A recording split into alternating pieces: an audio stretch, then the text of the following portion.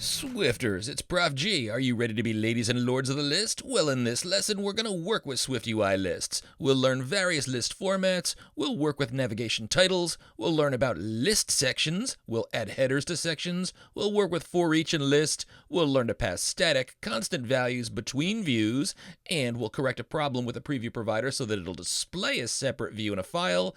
Now, we're building off our prior lesson, so if you haven't completed that earlier lesson on navigation stacks and links, you'll want to head back and do that first. But for everyone else, let's be like Santa, making a list and checking it twice. Swift on! And now let's head back to our to-do list view and learn a little bit about lists in SwiftUI. Now, for all you Python programmers out there, lists in SwiftUI are nothing like lists in Python. A list, capital L, in SwiftUI is all about the views. And as we'll see, it presents views as rows of data in a single column. So I'm going to highlight my VStack and I'm going to delete it. And then I'm going to enter a list with a capital L followed by open and close curlies. So we're going to use the list to present a bunch of views in a single column. Another similar technique in SwiftUI uses something called form, but I prefer a list, so we'll show that here. And the list has some additional formatting features that we'll also demonstrate. So inside the list's curlies, I'm going to enter 4 text views for the 4 seasons.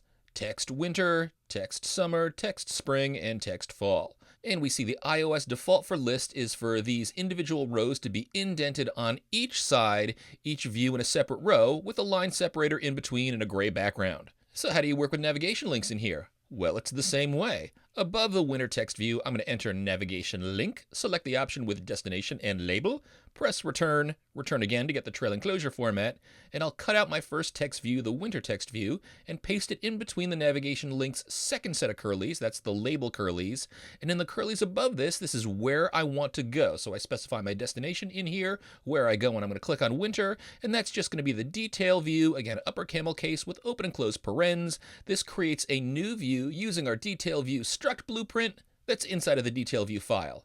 And if you look in preview, now you can see that there's a disclosure chevron, a thing that looks like a greater than symbol, just to the right of winter, indicating that if we click this row, we'll go somewhere. So click that row, and we end up in the detail view. Nice! Yet another look we can achieve in SwiftUI. And this is a familiar UI look, not dissimilar to what you would find, say, in the Settings app on your iPhone. So when you navigate like this with a chevron in a row, you usually use the back button to navigate back. So I'm going to return to my detail view file and I'm going to remove the modifier navigation back button hidden. Now when I return to the to-do list view to run the app from the start of the app, I see the back button is now on that second view. Nice. So feel free to add more navigation links to our to-do list view for the other 3 seasons if you'd like. I'm going to skip that now so we can concentrate on other ways to format the list. So inside the list above the winter navigation link, I'm going to enter section with a capital S followed by open and close curlies, and this is going to allow me to group my rows into separate sections. So I'm going to cut out my whole navigation link code down here, paste this between the section curlies, and I'm also going to cut out the summer text view and paste that between the section curlies as well. And look at what we got on the right. The first 2 views are in a separate section with a gray space in between. So now I'm going to do the same with the spring and fall text views just below this section. So I'll create another section with open and close curlies, cut out the 2 remaining text views, paste them between those curlies of that section. This looks pretty much the same, but those second 2 views are in their own section. And in other apps on the iPhone, you might have seen headers listed above group sections like this. And of course we can add those. So just below the closing curly of the first section, I'm going to start to type the word header. Code completion says, I know what this is. It's actually going to add another parameter with a closure for additional code that we can enter for our section. So press return. Xcode writes this with header and a colon, puts in open and close curlies, leaves us between those curlies so we can write our header. So since winter and summer are vacation breaks for college students, I'm going to write in text passing in the string breaks. And for the section below this, I'm going to add a header down here too, and in between those curlies, I'm going to pass in the text view that says semesters. I can see 2 sections now have headers. Cool. Navigation still works. Now, in many apps, you'll also see a navigation title at the top of our list. So let's add that now. We can add a navigation title modifier. Somewhere inside the navigation stack is where we put this. We can't do it after the closing curlies of the navigation stack. So even though after the navigation stack's closing curly might seem like the right place to add something that modifies the navigation stack, but you've got to put the title modifier inside the nav stack's curlies. Now, to make sure that I see the closing curly for the navigation stack, I double-clicked on the navigation stack's open curly. It highlights through the nav stack's closing curly, so I know just above this is where I want to enter my navigation title modifier.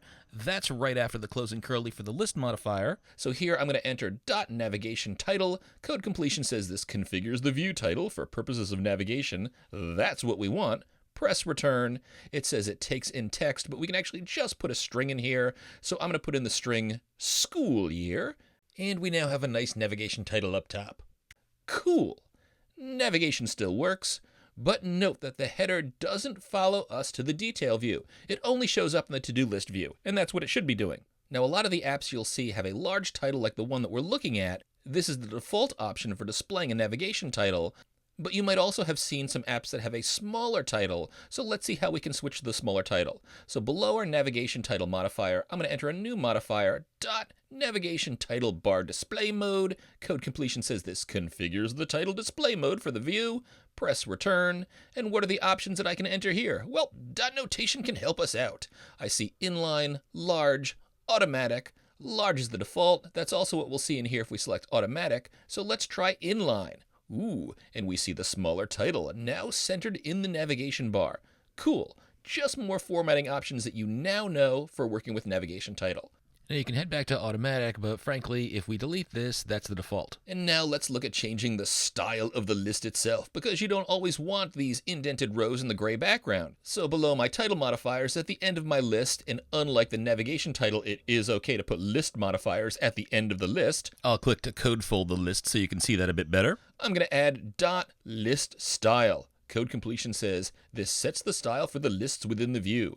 Dot notation reveals the styles inside. There are quite a few in here. Some work specifically with the iPad. Others show up differently for code if you run it on a Mac, for example. But since we're concentrating on iOS, we'll just focus on those ones that are relevant options here. So again, automatic gives us what we're taking a look at right now. This is also the same as dot inset group. So this is indented or inset rows with a gray background. If we change this to just dot grouped, we see the inset or indenting goes away, but we still see the gray background at the top and bottom. Navigating still works. If you select inset or plain, they both look the same. No more gray background. There's still a slight bit of padding around the list, but navigation works fine. I like this option for our to-do list, so I'm going to keep this dot plain setting. So let's work with some more options inside of the list. So I'm going to highlight everything that I put in between the list curlies, these two sections here, delete them. My cursor's outdented, but if I Control I, it will indent it below the list where it should be. And now let's work with a for each so we can enter lots of rows. So in between these empty list curlies, I'm going to enter for each and select one of the options that has data, ID, and content.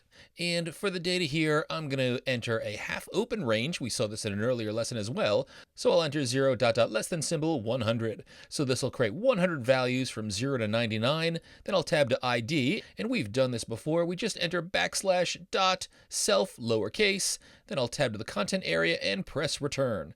And I can call the element anything I'd like, but I think I'll call mine number here, since it'll be a number from 0 to 99. Tab over to code, and in the code area below, I'm going to enter a text view, which should be created 99 times. So inside of the text view, I'm going to pass in a string saying that this is between quotes item space string interp, and I'll pass number inside the string interp.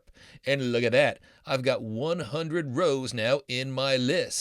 So let's add navigation links to each of these. Above the text view I just entered, I'm going to enter navigation link, select the option with the destination and label, press return, and return again to get the trailing closure format, and then I'll cut out the text view that I created, and in this first closure, I'm going to enter the destination, which remember is detail view, open and close parens, and then between the curlies for the label, paste in the text view that I cut out. And will you look at this in the preview? I get 100 rows, now each has a disclosure chevron to the right. That's 100 navigation links. So now you can click any of these, head back to our detail view. So now let's head to the detail view file, and let's set this up so that we can actually receive a value passed in from the to-do list view. So up top here in the detail view file inside the struct, I'm going to create a new variable. I'll do this right above the environment variable. We've seen this before in Dungeon Dice, so we'll say var, no private, and I'll call this passed value lower camel case colon string. So I've declared this, but I have not initialized this. Why don't I initialize it? Because the value that's going to go in here is going to come from the to-do list view when I click on the navigation link. Now, when I add an uninitialized value to this view, the preview provider down below starts to grump. See the error that I get in here? Missing argument for parameter passed value in call. The preview can't render this view with the passed value that's required unless I give it a value to use in the preview. It's like the preview saying, hey, this is incomplete information. I don't have enough to work with this. So what I'm going to do is just backspace over this old call to detail view and then start to type detail view again. I can see now I've got a version with the passed value in here. I'm going to select and press return on that. I can put any constant string in for the passed value. And what I'm going to pass in here is just the string item 1. And so that we can show any value that we've passed in here, I'm going to make a change at the end of the string in the text view that says you are a Swifty legend. And just before the closing double quote, I'm going to add a \n. Remember, that's the escape character we learned about way back in a previous lesson. That's going to add a line feed. And I'll follow this with, and you passed over the value string interp. And inside the string interp, I'm going to put in passed value, that variable that we just created above. Now we can see we still have a red error above our preview. I don't see any errors in this file, but remember, if we pull down on this little red ball of anger, it shows us where the error is that's causing that grumpiness. The problem is in the to-do list view. I'm going to select that, Xcode jumps to the error, and we see the line in the destination part of the navigation link is highlighted. The error says missing argument for parameter passed in call. That's the same problem that we had in the preview. We've added an uninitialized value called passed value to the detail view. That means we always need to provide a value for passed value whenever we want to create this view. Otherwise, any call to create the view won't work. So we have to do the same thing here. We just backspace over our old calls parentheses, and when we type again, we see the new initializer. The option with just the empty parentheses no longer exists. It now requires passed value as a parameter. Now, one thing that I'm going to point out, for the past several versions of Xcode, there's been a bug where sometimes when you type a view's name to initialize it, you get some additional parameters that shouldn't be there. For example, sometimes I'll see the dismiss variable show up here as if that's some kind of required parameter I have to pass in.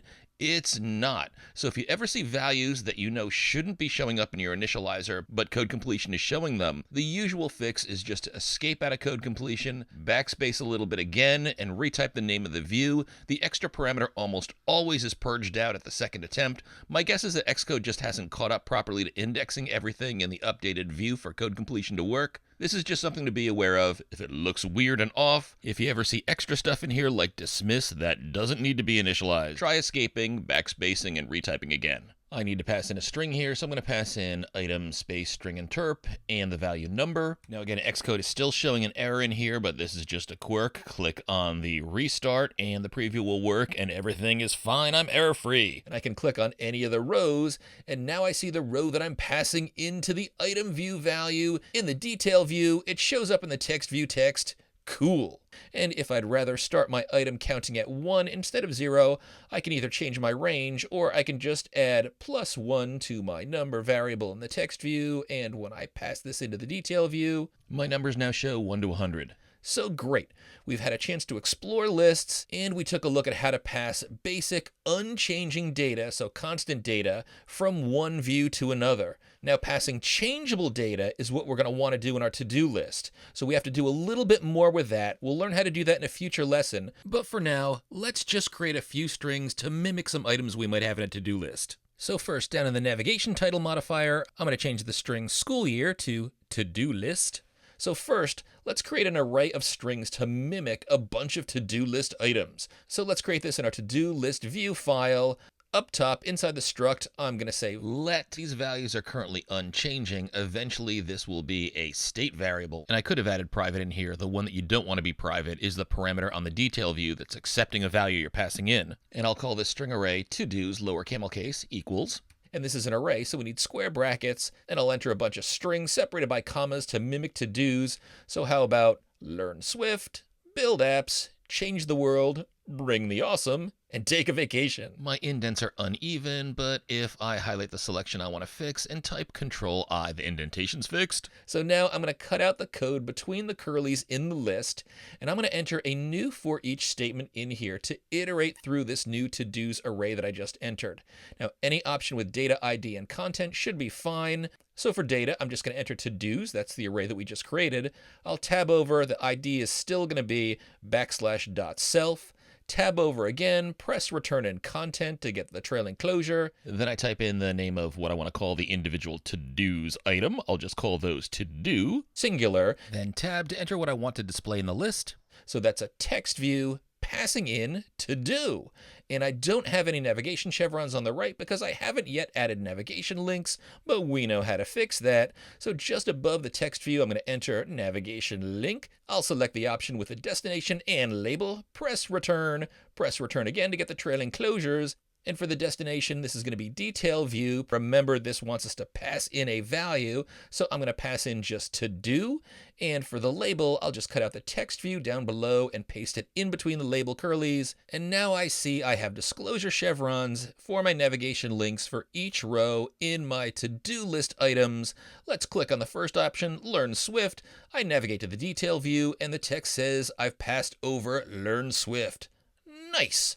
I'll navigate back. So Swifter, this looks great. In this lesson, we learned about lists, how to configure them, how to work with navigation titles, how to pass unchanged data, constant data, from one view to another. But we're eventually going to work with dynamic data, so we can add new to-do list items, delete items, update existing items. But first, in the next lesson, we're going to set up our detail view so it looks more like what we want in our final to-do list app. So keep at this goodness, Swifter. There's more big learning to come, and hopefully a big paying job is headed your way at the end of the Swifty journey as well. Keep hacking.